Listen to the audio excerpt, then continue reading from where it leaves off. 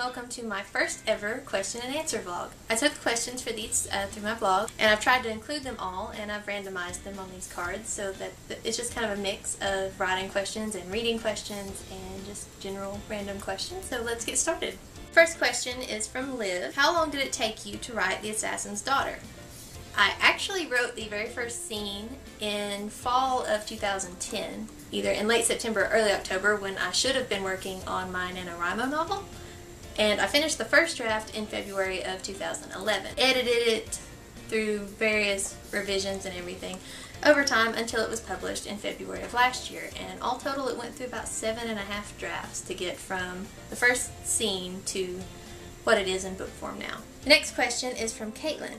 What were your biggest sources of inspiration for The Assassin's Daughter? When I'm writing, I listen to a lot of music and just sort of things that either remind me of a character, whether it's the lyrics or the actual sound of the song. I listen to just a lot of different playlists for it that some of the songs no longer fit who the characters are now, but they remind me of where they were when they started.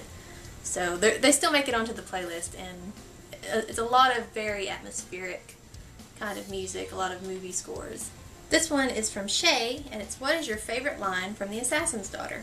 Most of my favorite lines actually are spoilers, or they're long passages, so one that I really like is, all of the questions came back to her mind with painful clarity. So many words she wanted to voice, but couldn't. And that one I think really sums up a lot of Kat's inner turmoil with the questions that she's asking herself, that she wants to ask other people, and choosing whether or not she wants to really know the answers to them. Also from Caitlin, what was your favorite scene to write? Like with the favorite lines, my favorite scene is actually a spoiler, but it is the first scene that was ever written for The Assassin's Daughter, and what the whole story was based around, and it is the first half of chapter 17. Another one from Liv is, what is your favorite kind of pizza, ice cream, and cake? Pepperoni, vanilla, and cheesecake.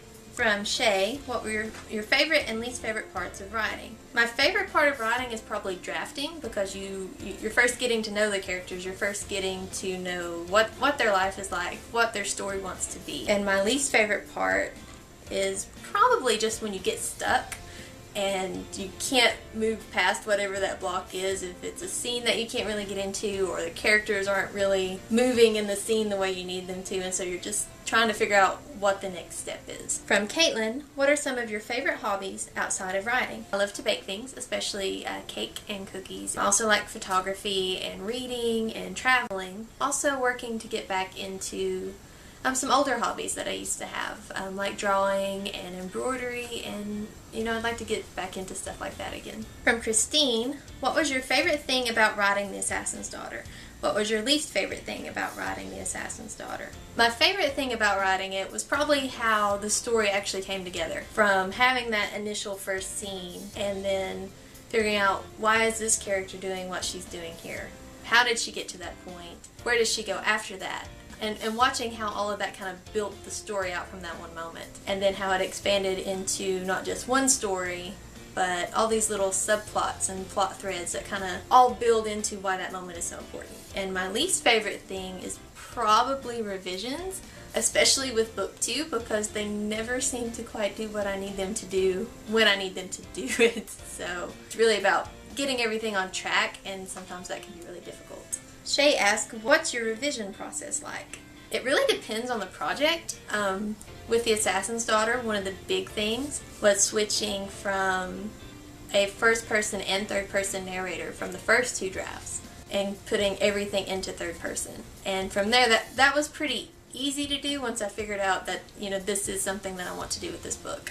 With other books, it's more, what do I want to keep from the first draft? And how do I want to incorporate that into the new draft? How much am I going to change? Am I keeping some of the characters, or am I working with a new cast? And just figuring out what I want to keep, what is going to change, and then trying to figure out how to incorporate those. Liv asked, how did you go about the publishing process?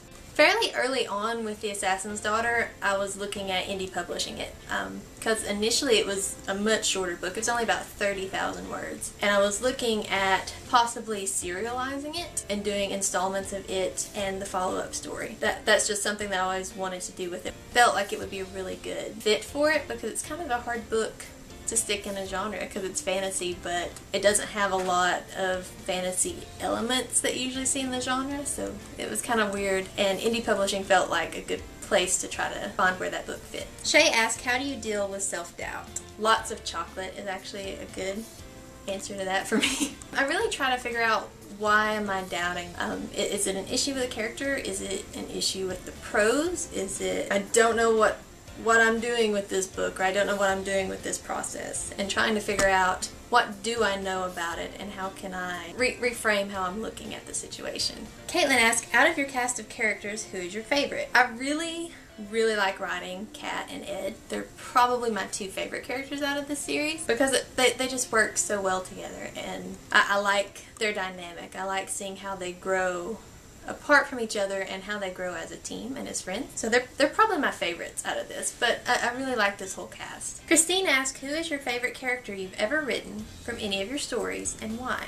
That is a really tough question, but I'd probably say that it is the characters from The Assassin's Daughter, because I've worked with those characters for so long. I've gotten to see how they change over quite a big period of time, and I just really like watching those characters grow and see how their story is playing out. From Liv, if you could travel anywhere in the world, where would you go? If you could travel to any fictional destination, where would it be? If I could travel anywhere in the world, I would probably go to Scotland, because I think it's just gorgeous and would love to go there. As far as fictional destinations, I would probably choose Middle-earth, especially the Shire, because it would be awesome to be a hobbit. Shay asked, when and how did you first start writing? I'd actually written a little bit, like short stories and things for school prior to this, but when I was 13, I was really bored one day and just opened up a Word document on my mom's computer and started typing out a short story about characters from Pirates of the Caribbean. And that was just like, oh, this is fun. And so I started dabbling in little short story fan fictions about those characters and started incorporating my own characters, and the writing took off from there. This one is from Shay and Christine. Which books or authors influenced your writing the most? You know, the Pirates of the Caribbean stories definitely. I read a lot of the movie novelization, so that was sort of something that kickstarted it. I really love, you know, Jane Austen's writing style, Marissa Meyer's writing style, Tolkien. So probably things like, you know, the Lunar Chronicles and Lord of the Rings, and the Chronicles of Narnia, things like that. It's really hard to pin down which ones influenced me the most, because I don't really think that I've picked up anything specific from those authors yet, but I do enjoy their prose and their characters and their world building. This one's from Liv. Who are some of your favorite authors, and what are some of your favorite books? Going back to the previous question, Lord of the Rings and The Hobbit are favorites of mine. Pride and Prejudice is another favorite. The Lunar Chronicles, especially Cress. Frankenstein is another one that I really enjoy. And there's just really a ton of books. It's hard to narrow down a few favorites. This one is from Kristen. If you could spend the day with any of your characters, who would it be and what would you do? I would probably choose Kat and Ed for this, and probably choose a less dangerous adventure than the one that they're having in the book.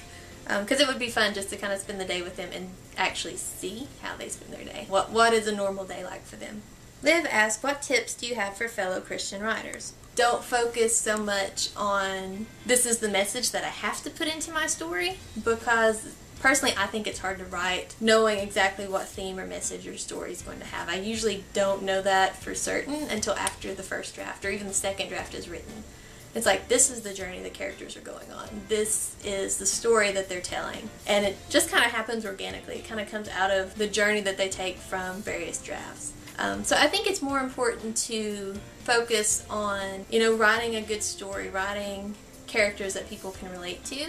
That way when you see the message in action in your story, you're seeing it through these characters. You're seeing it work in their life. Christine asked, what does a normal writing day look like for you? On a normal writing day, I usually break up writing throughout the day. I like to write a little bit in the morning after I do Bible study. If I have any errands to run or anything, I like to do those first, and then settle down to write. And I usually write in 1 to 2 hour blocks, but my best writing happens generally between 9 and 11 at night. And my favorite way to do that is generally to work in sprints and see just how far the story goes from there. And those are all the questions. Thank you all so much for submitting them. These were so much fun to answer. And I apologize for any awkwardness on the camera because I've never done a vlog before, but this was, pretty fun, if a little bit terrifying. So thank you for watching. Thank you so much for the questions, and have an awesome day.